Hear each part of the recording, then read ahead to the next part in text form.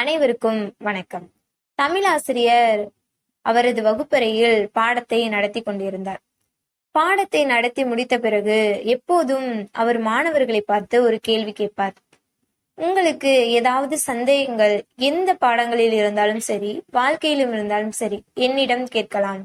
அதற்கான பதில் கேட்பவர்களுக்கு மட்டுமே தனியாக உரைக்கப்படும் அப்படின்றதையும் சொன்னார்.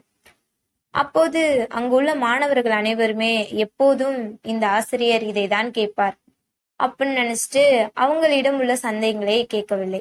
அப்போது ஒரு மாணவன் மட்டும் எழுந்து, ஐயா, எனக்கு நீண்ட நாட்களாகவே ஒரு சந்தேகம் உள்ளது. லட்சியத்தை அடைவது எப்படி அப்படின்ற சந்தேகம். அவன் கேட்கும்போது அங்குள்ள ஒரு மாணவன் கை கொட்டி சிரித்தான். இது என்ன கேள்வி? லட்சியத்தை அடையணும்னா முயற்சி செய்யணும், முயற்சி செய்தால் மட்டும் போதும், லட்சியத்தை அடைந்து விடலாம் அப்படின்னு சொல்லிட்டு அவனே பதில் சொன்னான். அதற்கு தமிழாசிரியர் சொன்னாரு, நீ கேட்ட கேள்விக்கு பதில் இருக்கிறது, என்னை தனியாக வந்து சந்தி அப்படின்னு சொல்லிட்டு போயிட்டாரு. அந்த மாணவனும் தமிழாசிரியரை சந்திக்க விரைவாக சென்றார். தமிழாசிரியர் தனிமையில் இருந்திருக்கும் போது அவர் அவனிடம் சென்று கேட்டார், எப்படி ஐயா நான் எனது லட்சியத்தை அடைய முடியும் அப்படின்னு சொல்லிட்டு கேட்டார்.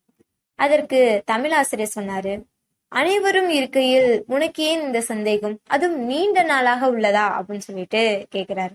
அதற்கு அவனும் சொல்கிறான், ஆம் ஐயா, நீண்ட நாளாகவே உள்ளது, எனக்கும் ஒரு லட்சியம் இருக்கிறது, நானும் முயற்சி செய்வேன், அப்போது அதை அடைய வேறு உத்திகள் ஏதாவது இருக்கிறதா அப்படின்னு சொல்லிட்டு அவன் கேட்கிறான். அதற்கு தமிழாசிரியர் சொல்றாரு, லட்சியம்ன்ற இருந்தா முயற்சின்ற ஒன்று விடாமுயற்சியா இருந்தா போதும், அடைந்துடலாம். அதை விட மிகப்பெரிய ஒரு ஆயுதம் இருக்கு, அமைதி அப்படின்னு சொல்லிட்டு அவர் சொல்றாரு. அதை கேட்டு அவனுக்கு ஒரே அதிர்ச்சியா இருக்கு. அமைதியா இருந்தா நாம் லட்சியத்தை அடையலாமா அப்படின்னு சொல்லிட்டு அவன் கேட்கிறான். ஆம், அமைதியா இருந்தா நிச்சயமாக லட்சியத்தை அடையலாம். நாம் எவ்வளவுக்கு எவ்வளவு முயற்சி எடுக்கிறோமோ அதை தாண்டி நாம் எவ்வளவு பொறுமையாக இருக்கிறோம் என்பதே அரிது அப்படின்னு சொல்றாரு.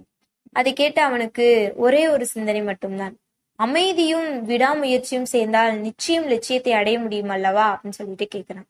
அதற்கு தமிழையா சொல்கிறார், ஆம், நிச்சயமாக அடைய முடியும். உன் முயற்சியை விட மிகப்பெரிய ஆயுதம் உன் அமைதிதான். உன்னை சுற்றி உள்ளவர்கள் 1000 புறம் பேசுவார்கள், அப்போதும் நீ அமைதி காக்க வேண்டும், பொறுமையாக இருக்க வேண்டும். நீ பதில் கூற போவது உன் வார்த்தைகளால் இருக்கக்கூடாது, உன் செயல்களால் மட்டுமே இருக்கணும் அப்படின்னு சொல்லிட்டு சொல்றாரு. இதை கேட்டு அவனுக்கு ரொம்ப அதிர்ச்சியாவும் இருக்கும். அதே நேரத்துல தான் லட்சியத்தை அடைஞ்சிடலாம் அப்படின்னு சொல்லிட்டு ஒரு புது நம்பிக்கையும் பிறக்குது. அதே நம்பிக்கையுடன் அவன் வகுப்பறையில் கொண்டு அமர்றான்.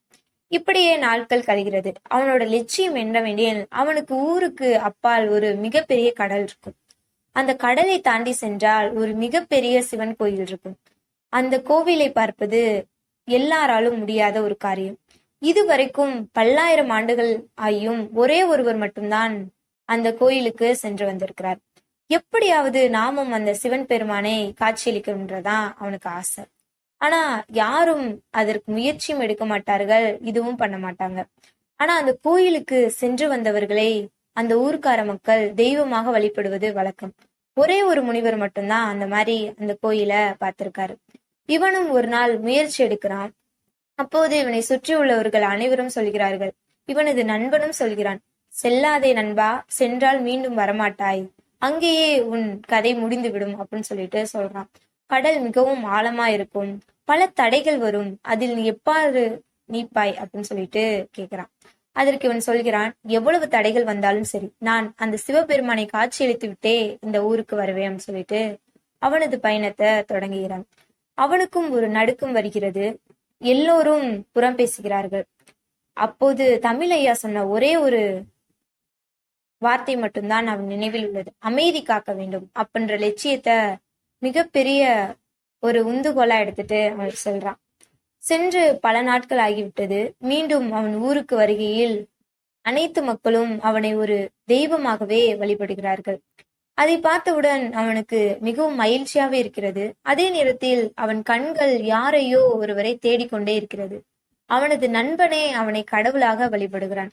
அவனது கண்கள் யாரை தேடுகின்றதால் வகுப்பறையில் அவன் கேள்வி கேட்கும் போது ஒருவன் மட்டும் கைகொட்டி சிரித்தான் அல்லவா, அவனை மட்டும்தான் அவன் கண்கள் தேடியது. ஏனெனில் அவன் அன்று படுத்திய அவமானம் இன்று மிகப்பெரிய ஆயுதமாய் நின்றது. இந்த மாதிரிதாங்க நம்ம வாழ்க்கையில நம்ம லட்சியத்தை நோக்கி ஓடும்போது நம்மை சுற்றி உள்ள அனைவரும் புறம் பேசுவார்கள்.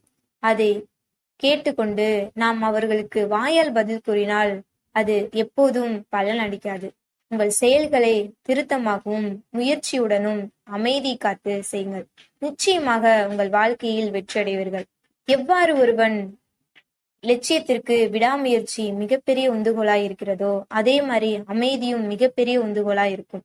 ஆகவே உங்கள் லட்சியத்தை நோக்கி பயணம் செல்லும் போது அமைதி என்ற ஆயுதத்தை கையில் எடுங்கள். நிச்சயமாக வெற்றி பெறுவீர்கள். ஸ்டோரி பிடிச்சிருந்துச்சுன்னா சேனலை மறக்காம சப்ஸ்கிரைப் பண்ணிக்கோங்க. தேங்க்யூ ஃபார் வாட்சிங்.